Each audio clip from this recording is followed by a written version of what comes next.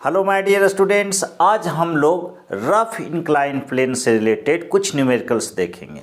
इसके पिछले वीडियो में भी आपने कुछ न्यूमेरिकल्स देखा था, लेकिन आज जो है कुछ कंसेप्चुअल प्रॉब्लम को हम लोग डील करेंगे जो एकदम बेसिक कंसेप्ट पर आधारित है। आप बस हमारे साथ बने रहिए, अंत तक आपको ज़रूर समझ में आएगा। और अगर हाँ वीडियो अच्छा लगे, बात समझ में आए तो वीडियो को लाइक करना बिल्कुल नहीं भूलिएगा। तो आप हमारे साथ अंत तक बने रहिए और हम स्टार्ट करते हैं आज का नंबर 1 प्रॉब्लम से। तो फर्स्ट नंबर क्वेश्चन देखिए, in the figure shown calculate the minimum force required which will just move the block up the plane. कितना फोर्स आप लगाइए यहाँ कि यह ब्लॉक मूव करे just up the plane. Friction coefficient of friction is 0.25। ये block और surface के बीच का फ्रिक्शन कोफिशिएंट 0.25 है। ये फोर्स क्या होना चाहिए मिनिमम? मैक्सिमम तो फ्रिक्शन और mg sin थीटा से ज़्यादा, बहुत ज़्यादा कुछ भी लगा दीजिएगा तो ये मूव करने लगेगा विथ एक्सीलरेशन। कम से कम कितना फोर्स ये P हो, P हम यहाँ F कर देते हैं। F फोर्स ये क्या मिनिमम हो ताकि यह ब्लॉक ऊपर की ओर मूव करने लगे। तो ये फोर्स उतना कम से कम जरूर चाहिए जितना कि नीचे की ओर इसका डाउन द प्लेन फोर्स लग रहा है। यहाँ एंगल ऑफ इंक्लाइनेशन नहीं दिया है, तो एंगल ऑफ इंक्लाइनेशन नहीं दिया हुआ है, लेकिन ये दिया हुआ है कि यह 4 मीटर और यह 3 मीटर है। तो यह एंगल अगर थीटा आप लेते हो तो 4/tan थीटा इक्वल टू 4/3 हो जाएगा। साइन थीटा इक्वल टू 4/5 होगा, चूँकि ये 3 4 तो इसका हाइपोटेन्यूज कितना हो जाएगा, 5 होगा। कॉस थीटा 3/5 होगा। तो इस तरह से एंगल नहीं देकर एक डायग्राम ऐसा बनाकर इसका स्लोप यहाँ का दे दिया है, और किस रूप में कि tan थीटा इक्वल टू 4/3 है। तो पहला बात कि इसका फ्री बॉडी डायग्राम अगर जो आप खींचना चाहते हैं तो ऐसा यूँ समझिए, ये एंगल थीटा है और यहाँ ब्लॉक रखा हुआ है। तो कई बार हम बतला चुके हैं कि यह हुआ mg, वर्टिकली डाउनवर्ड mg लेना है, down the plane mg sign theta लेना है, mg साइन थीटा,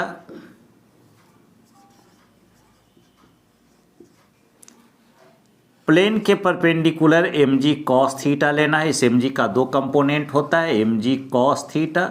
mg कॉस थीटा के अगेंस्ट सरफेस के द्वारा लगने वाला फोर्स नॉर्मल होगा। इधर तो आप एक फोर्स F अप्लाई कर ही रहे हो, F। अब क्या है कि सरफेस स्मूथ नहीं है, तो टेंडेंसी ऑफ मोशन ऊपर की ओर है, तो फ्रिक्शनल फोर्स इस फोर्स के अगेंस्ट में लगेगा, मतलब रिलेटिव मोशन के अपोजिट लगेगा। तो फ्रिक्शनल फोर्स को हमने ये दिखला दिया कि इस डायरेक्शन में फ्रिक्शनल फोर्स मेरा है स्मॉल f।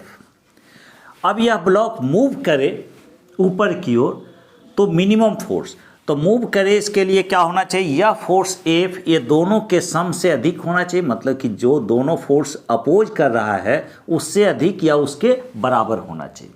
यही कंसेप्ट है। तो मिनिमम के लिए जस्ट उसके बराबर कर देंगे। तो ब्लॉक मूव करे, इसके लिए क्या कंडीशन पिछले वीडियो में भी हम बतलाए थे। अगर आप नहीं देखे हैं तो लिंक दिया हुआ है इस वीडियो के डिस्क्रिप्शन में, वहाँ से देख लीजिएगा। F equal to mg sign theta plus F। एकदम सीखिए, आसान है। बस 2 चैप्टर अगर सीख गए तो आगे फिर बिल्कुल आसान है फिजिक्स। क्योंकि आप देख रहे होंगे अब तक कि यही सब बात रिपीट हो रहा है, रिपीटेशन है। तो F इज ग्रेटर देन और equal to mg sign theta plus F। ये ऊपर चलने के लिए अप द प्लेन, मिनिमम के लिए यहाँ F मिनिमम जब लिखेंगे तो ये इक्वल टू हो जाएगा mg साइन थीटा और प्लस फ्रिक्शनल फोर्स हो जाएगा म्यू इंटू n। n का मतलब क्या हो जाएगा, mg cos theta, mg cos theta. यह मिनिमम फोर्स कितना हो जाएगा, mg common sign theta plus mu cos theta होगा। अब सबका न्यूमेरिकल वैल्यू रखिए। तो m इक्वल टू 10 kg है, g होगा 10, तो ये 10 इंटू 10 100। साइन थीटा ये 4/5, कॉस थीटा 3/5। तो यहाँ से लिखेंगे F मिनिमम, यह F मिनिमम का कैलकुलेशन चल रहा है, ख्याल रहे। F मिनिमम इतना फोर्स कम से कम जरूर चाहिए ताकि ब्लॉक अप द प्लेन चले, अप द प्लेन चले। तो F minimum is equal to 100 और m इंटू जी 100 डायरेक्ट कर दिए, 10 मास है और g acceleration due to gravity भी हमने 10 रखा है। साइन थीटा 4/5 यहाँ लिखा जाएगा। म्यू का वैल्यू दिया हुआ है, कितना दिया हुआ है 0.25 और इंटू कॉस थीटा, तो कॉस थीटा के लिए हम लोग लिखेंगे 3/5,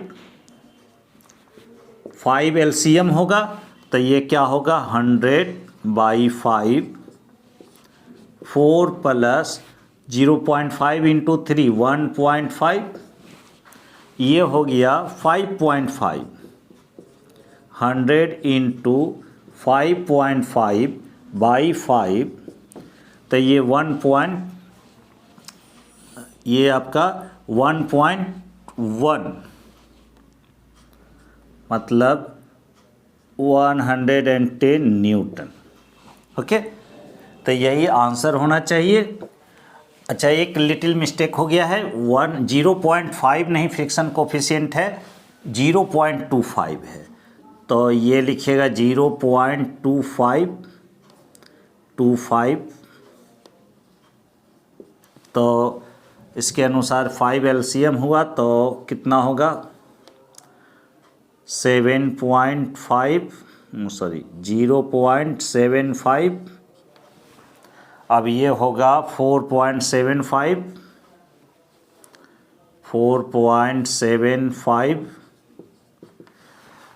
अब यहाँ पर आप कैलकुलेट कीजिएगा तो ये 20 हो गया और ये कितना हो जाएगा पूरा आफ्टर कैलकुलेशन 95 न्यूटन।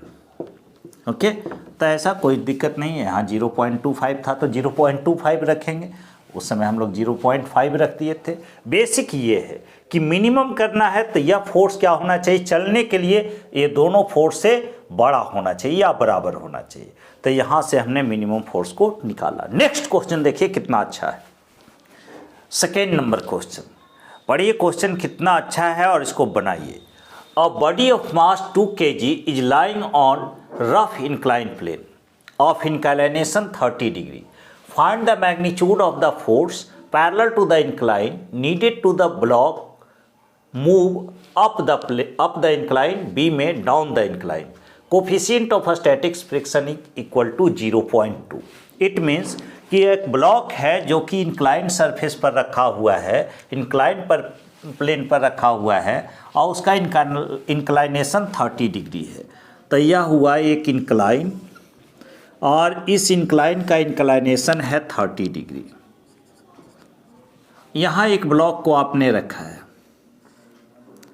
और इस ब्लॉक को आप ऊपर ले जाना चाहते हैं अप द इंक्लाइन, लेकिन एक मैग्नीट्यूड निकालना है, एक फोर्स का मैग्नीट्यूड निकालना है जो कि पैरेलल टू द इंक्लाइन लग रहा है। ये जरूरी है कि किधर फोर्स लग रहा है, पैरेलल टू द इंक्लाइन आपने फोर्स लगाया है F, तो इसको ऊपर ले जाने के लिए कितना यह फोर्स का आवश्यकता होगा। तो अभी कई क्वेश्चन में हमने कर चुका है, F मिनिमम जो होता है, F मिनिमम ऊपर ले जाने के लिए वह frictional force plus frictional force plus mg sine theta के बराबर होना चाहिए। यह जो फोर्स है ये वेट का एक कंपोनेंट जो mg साइन थीटा है वह, और इधर इस रिलेटिव मोशन का अपोज करने वाला जो फ्रिक्शनल फोर्स है, दोनों के कम से कम बराबर होना चाहिए। तो मिनिमम फोर्स ही पूछा गया, find the magnitude of force parallel to the incline needed to make the block move up the incline. ऊपर ले जाने के लिए कम से कम इतना फोर्स का जरूरत होना चाहिए। F इज इक्वल टू लिखेंगे mu n plus mg sine theta. इस टाइप का क्वेश्चन जरूर प्रैक्टिस कर लीजिए, अक्सर पूछा जाता है। म्यू n का मतलब हो गया mg cos theta, incline plane पर नॉर्मल mg कॉस थीटा ही निकाल कर आता है, और mg साइन थीटा। mg आप कॉमन दिखलाइएगा, म्यू कॉस थीटा और प्लस जी कॉमन है साइन थीटा। एम है कितना केजी का, 2 kg का, 2 इंटू 10, म्यू हो गया आपका 0.2 कॉस थीटा √3/2 कॉस 60 डिग्री, sorry cos 30 degree, sine 30 degree 1/2। ये 2 कॉमन एलसीएम कर लीजिए, 2 से कैंसिल, क्या होगा एफ मिनिमम ऊपर ले जाने के लिए। अभी एक पार्ट इसमें और है, ये देखना है।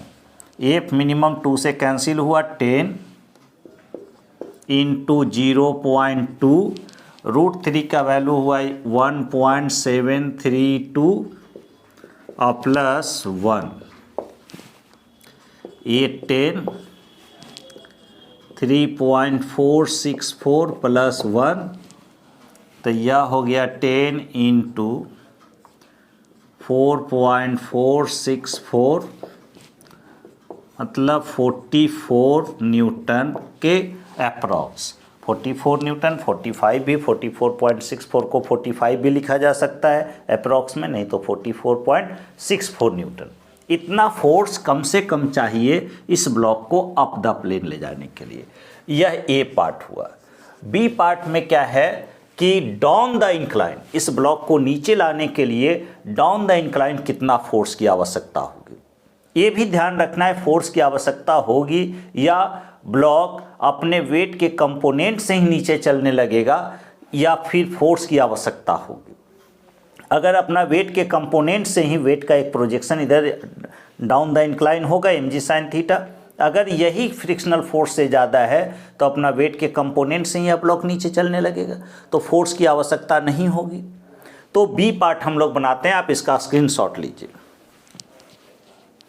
अब बी पार्ट देखिए, सबसे पहला बात कि अब जब ब्लॉक का टेंडेंसी नीचे आने का है तो फ्रिक्शनल फोर्स ऊपर लगा दीजिए एफ।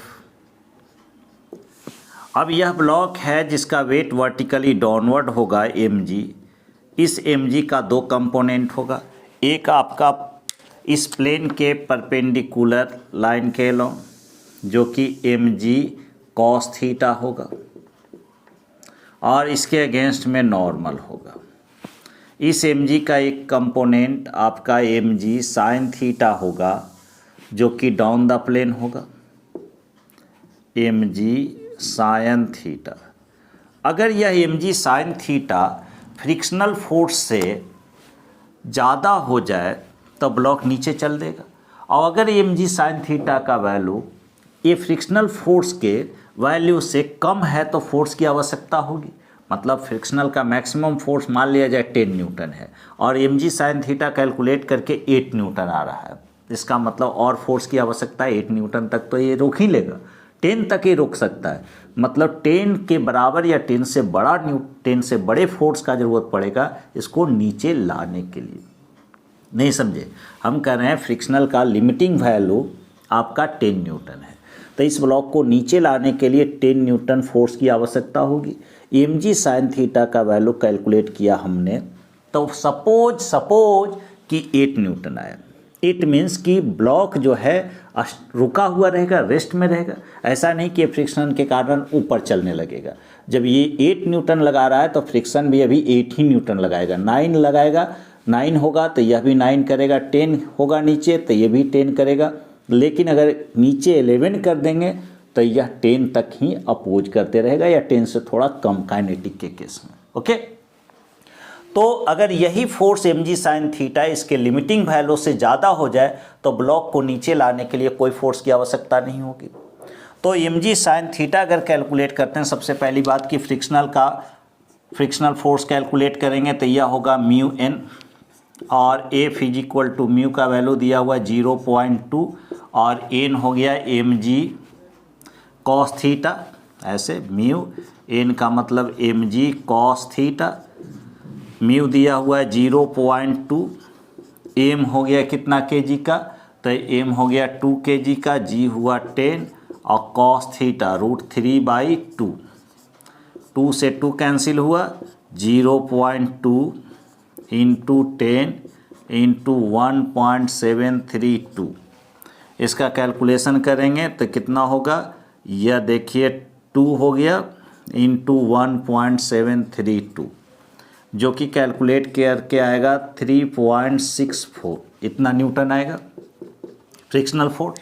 अब mg sin थीटा कैलकुलेट कर लेते हैं, नीचे का फोर्स। तो एम जी साइन थीटा क्या होगा, ये देख लीजिए, यहाँ लिख देते हैं m g sine theta, m g sine theta is equal to, m है कितना केजी का, तो 2 केजी का, जी लीजिए 10, और साइन थीटा का वैल्यू साइन 30 डिग्री 1/2,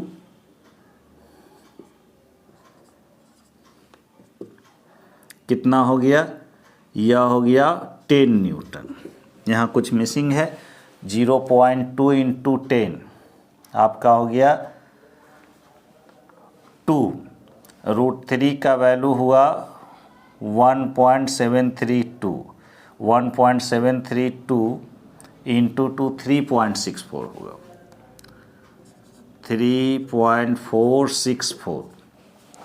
अब देखिए कि फ्रिक्शनल फोर्स 3.64 है, 3.464 है, और एम जी साइन थीटा का वैल्यू 10 न्यूटन है, जो कि इसके फ्रिक्शनल फोर्स के मैक्सिमम मान से भी ज़्यादा है। मतलब ये अगर जो रोक भी पाएगा तो 3.464 न्यूटन तक के फोर्स से ही रोक पाएगा, जबकि m g sine theta calculate करके 10 न्यूटन है। मतलब ब्लॉक को यहाँ रखेंगे तो फ्रिक्शन के कारण यह ब्लॉक यहाँ रुकेगा नहीं बल्कि स्लाइड करेगा, और उस दरमियान यहाँ पर काइनेटिक फ्रिक्शनल फोर्स इतना फोर्स से अपोज होते रहेगा। मतलब ब्लॉक को नीचे लाने के लिए कोई फोर्स की आवश्यकता नहीं होगी। तो to make the block move down the incline क्या हो जाएगा, 0 हो जाएगा। मतलब नीचे लाने के लिए कितना फोर्स की आवश्यकता होगी, 0। इसके वेट का एक कंपोनेंट ही काफ़ी है, वेट नहीं, वेट का एक कंपोनेंट, वेट का एक प्रोजेक्शन ही काफ़ी है इसको नीचे लाने के लिए। है फ्रिक्शन ठीक है, लेकिन इसको रोक नहीं पाएगा, ये ब्लॉक नीचे स्लाइड कर जाएगा। क्यों? क्योंकि एम जी साइन थीटा अपने आप में इसके फ्रिक्शनल वैल्यू से ज़्यादा है, फ्रिक्शनल फोर्स के वैल्यू से ज़्यादा है। क्यों? क्योंकि फ्रिक्शनल फोर्स हमने निकाला तो 3.464 आया, और एम जी साइन थीटा जो कि इस वेट का एक हिस्सा इधर लग रहा है जिसके कारण ब्लॉक चलने की टेंडेंसी में था, ये अपने आप में इससे ज़्यादा है, तो एक्स्ट्रा फोर्स की ज़रूरत नहीं पड़ेगी। ओके, यही इसका कंसेप्ट है।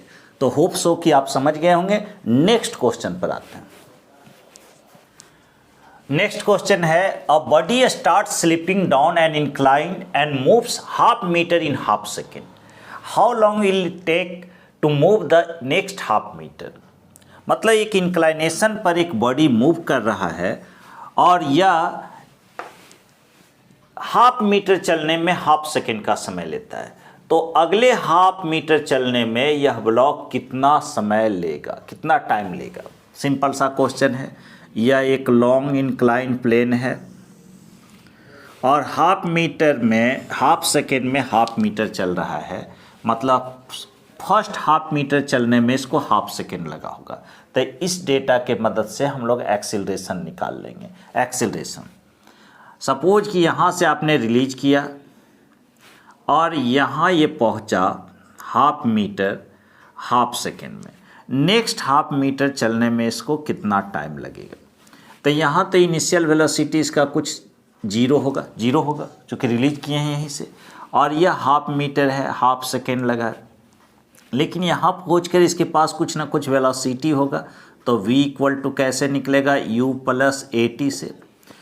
अब अगले हाफ मीटर चलने में इसको टाइम क्या लगेगा, तो इसके पास इनिशियल वेलोसिटी है, तो काइनेमेटिक्स इक्वेशन में s equal to ut plus half AT, तो u की जगह इतना लिखाएगा। यही सब डेटा होगा। अब पहले एक्सीलरेशन निकाल लेते हैं। यह हाफ मीटर हाफ सेकेंड में चला है, तो s इज इक्वल टू पहला s1, पहला हाफ मीटर ये चला है s1 हाफ मीटर, और इस में टाइम लगा है हाफ सेकेंड का। तो इस डेटा के मदद से s1 इक्वल टू हम लोग लिखेंगे ut t1 plus half a t1 square. Okay, kinematics equation लगाया। यह हुआ s1 half metre, initial velocity 0, half a t1 square, t1 square मतलब हाफ सेकेंड, तो 1/4, t1 1/2 का स्क्वायर करेंगे 1/4।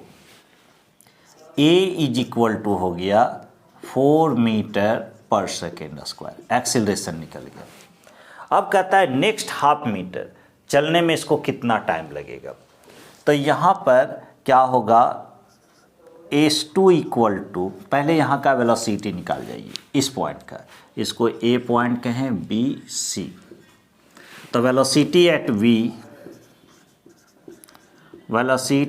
B क्या होगा, SV is equal to U plus AT।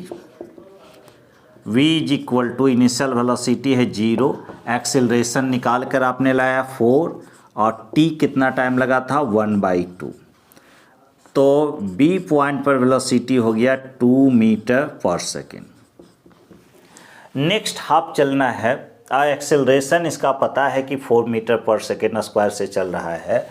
तो S2 इज इक्वल टू, अब अगले इंटरवल के लिए हम लोग काइनेमेटिक्स इक्वेशन लिखेंगे। तो S2 इक्वल टू ut2, अगला इंटरवल के लिए समझ लेते हैं T2, plus half AT2 square. ये S2 हो गया आपका हाफ मीटर, चूँकि अगला हाफ ही चलना है, हाफ ही मीटर चलना है। इनिशियल वेलोसिटी B पर कितना है, 2 है, 2 इंटू T2 प्लस 1/2, A का वैल्यू कितना निकाल कर लाए हैं, 4 into T2 square.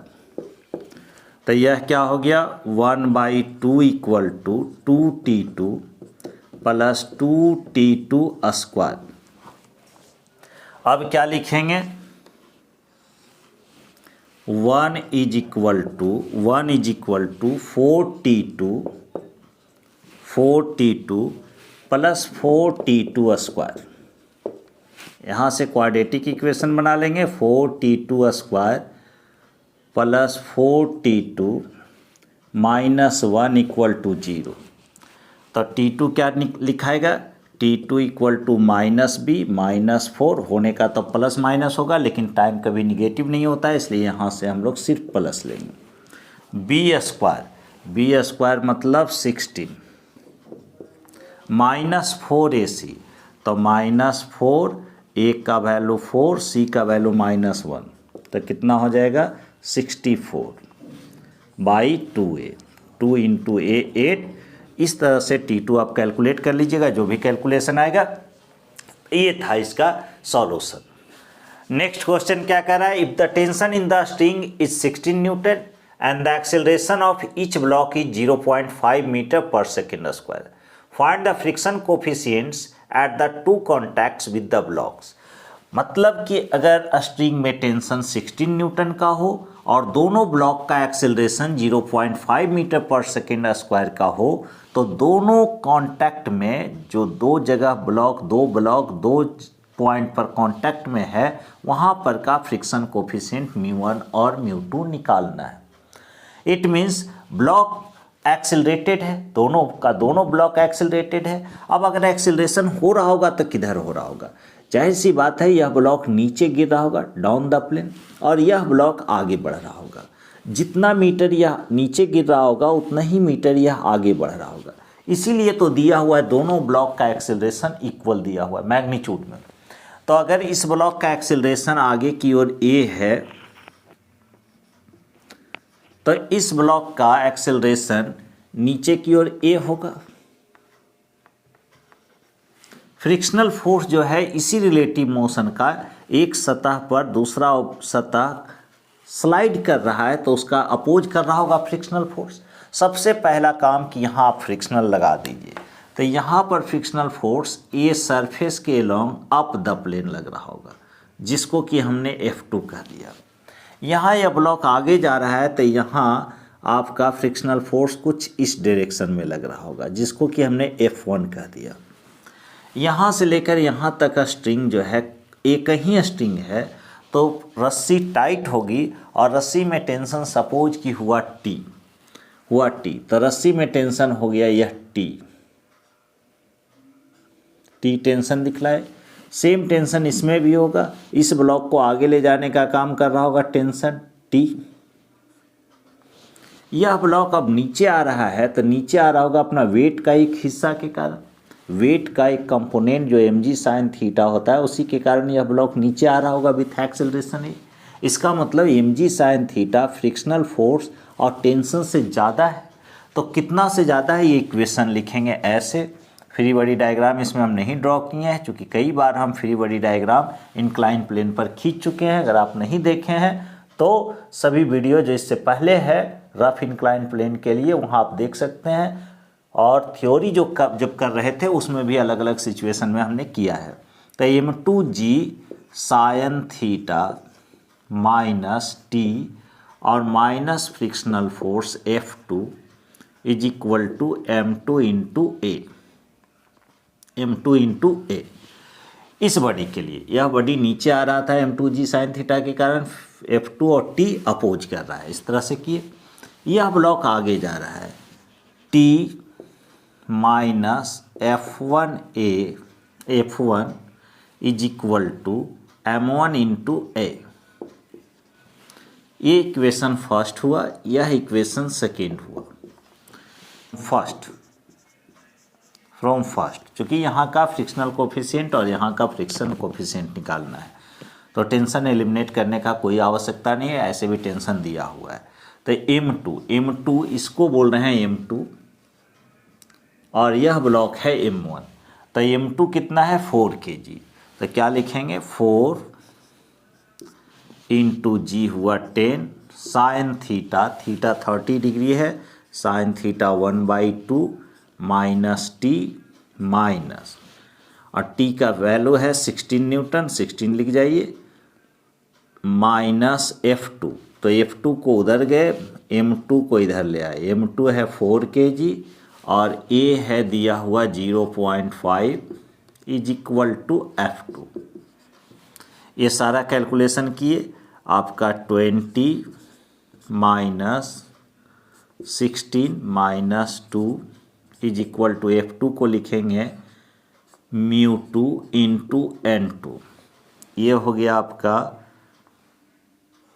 2 is equal to M2 μ2 और N2 इक्वल टू होगा रफ इंक्लाइन प्लेन पर या इंक्लाइन प्लेन पर नॉर्मल रिएक्शन होता है m2g cos थीटा मतलब cos 30 डिग्री। तो μ2 इज इक्वल टू हो गया 2, m2 का वैल्यू है 4, g रखे 10 और cos थीटा मतलब √3/2। तो ये 2 पर मल्टीप्लाई हो गया, 2 2 जा 4, 4 से 4 कैंसिल, तो μ2 इज इक्वल टू निकल कर आएगा 1/10√3, जिसका कि कैलकुलेशन कर लीजिएगा। उसी तरह से अगर सेकेंड इक्वेशन से चलेंगे तो आपका μ1 निकलेगा। यहाँ सेकेंड से चलते हैं, फ्रॉम सेकेंड, तो T minus M1A is equal to F1 होगा। T minus M1A equal to F1। T दिया हुआ है 16 न्यूटन माइनस M1 2 kg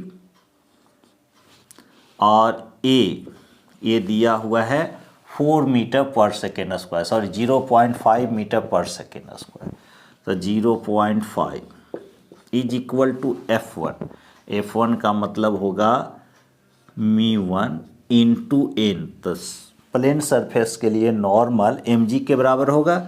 तो m1g, ये 16 माइनस 1 हो जाएगा इसका मल्टीप्लिकेशन, तो ये 15 इज इक्वल टू μ1, m1 का मतलब हुआ 2 और g 10। तो μ1 इज इक्वल टू 15/20 मतलब 0.75। ये कैलकुलेशन कीजिएगा तो शायद 0.06 आता है। ओके, तो इस तरह से μ1 और μ2 निकाले। तो ये रफ इंक्लाइन प्लेन पर जो भी न्यूमेरिकल्स था, बेसिक न्यूमेरिकल, उसको हमने आज कंप्लीट किया। इसके बाद कुछ और कंसेप्चुअल प्रॉब्लम है जो कि आपको नेक्स्ट वीडियो में देखने को मिलेगा।